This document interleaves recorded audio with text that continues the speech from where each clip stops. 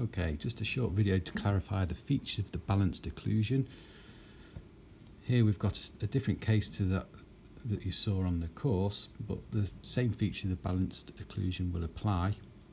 You can see that with this case we've got a crossbite on one side, but we still want to see when we're in centric relation. So here you can see the articulator's got its centric lock on, so we're in centric relation. That when we close down in centric relation, we have ICP contacts on all of the posterior teeth.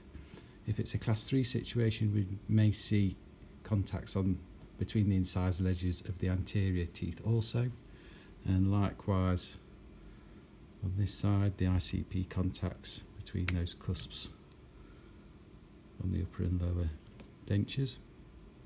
And then what we want to see is that when we loosen off the lock on the articulator, that when we go into the working side excursion, I'll show you the normal relationship between the upper and lower first, that we get contact between all of the posterior teeth, and here we've got the canine and the lateral incisor contacting at the same time. So as we go into that working side excursion, so that's the mandible moving to the right in this case, we see all those contacts between the cusps.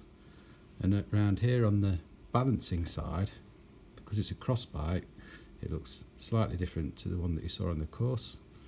And here you can see the buccal cusps of the upper sliding up the buccal cusps of the lower as we go into that balancing side excursion. And when we go into the working side excursion on this crossbite side, you can see that the buccal cusps slide up those lingual cusps of the lower teeth, like so. We've got contact again between the canines and the laterals at the same time. And here, when we do that same movement and looking at the balancing side contacts, we should see contacts between the palatal cusps of the upper and the buccal cusps of the lower. And then finally, when we're looking for stability of the dentures, when we go into the protrusive excursion, we want to see that we get contact between the incisors, and here you can see we've got that contact spread across the central and lateral incisors. And at the same time, we want to see some contacts on the posterior teeth, and here we've got contacts on the canines, on the 4s and on the 6s, and on the between the 5 and the 6 as we go into that protrusive excursion to keep the denture stable, so it's not going to tip up at the back as the dentures function on the incisal edges. And likewise on the left hand side, we can see that there's contact between those posterior teeth and the anterior teeth at the same time.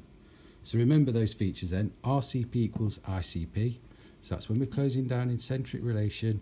We want to create the ICP to coincide with this centric relation position. As we get to the correct vertical dimension, we call that RCP. So here we've got RCP equaling ICP. When we go into our working side excursion, we want to see contacts between as many teeth as possible. And on the balancing side, we want to have a balancing side contact. Likewise, when we go into the excursion in the other direction, so here the mandible moving to the left. And finally, when we go into protrusive excursions, we want to see contacts between the incisal edges of the anterior teeth and simultaneous contacts between the posterior teeth. Okay, I hope that clarifies what you want to see on your dentures when they return from the lab when they've been processed. Okay.